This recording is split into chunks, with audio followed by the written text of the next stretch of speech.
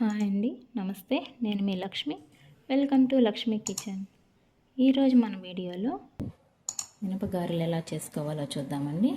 ఇప్పుడు చేసిన క్రిస్పీగా టేస్టీగా రావడం కోసం ఇలా ట్రై చేయండి. నేను ముందుగా 5 hours మినపప్పు నానబెట్టుకున్నానండి. నేను ముందుగానే నానబెట్టి పక్కన పెట్టేసుకున్నాను. నెక్స్ట్ మిక్సీ జార్ తీసుకుందాం. నీళ్ళన్నీ వంపేసుకొని మినపప్పుని మిక్సీ జార్లో వేసేసుకుందామండి.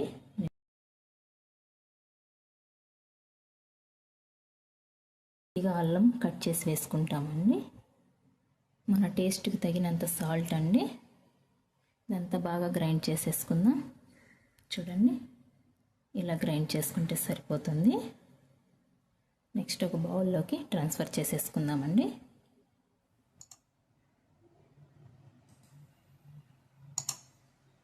మరీ సాఫ్ట్గా ఉండకూడదు, అలానే మరీ కచ్చా పచ్చా ఉండకూడదండి. మీకు వీడియోలో చూపిస్తున్న విధంగా ఉంటే సరిపోతుంది. నెక్స్ట్ ఇందులోకి కొద్దిగా ఇంగువ వేసుకుందాము.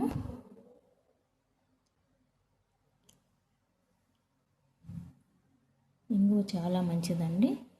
నెక్స్ట్ కొద్దిగా బ్లాక్ పెప్పర్ పొడి వేస్తున్నానండి. అది ఆప్షన్ అండి, మీకు ఇష్టమైతే వేసుకోవచ్చు, లేదంటే స్కిప్ చేయొచ్చు. కొద్దిగా వంట సోడా వేస్తున్నాను.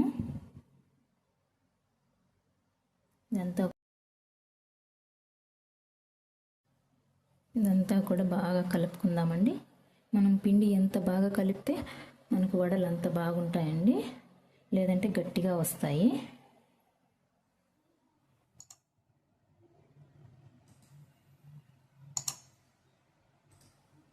నెక్స్ట్ స్టవ్ ఆన్ చేసుకొని కడాయి పెట్టుకుందామండి.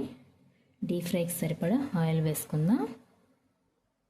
ఆయిల్ బాగా హీట్ అయ్యే లోపల ఒక బటర్ పేపర్ తీసుకుంటున్నానండి. నేను బటర్ పేపర్కి కొద్దిగా వాటర్ రాసుకుందాము.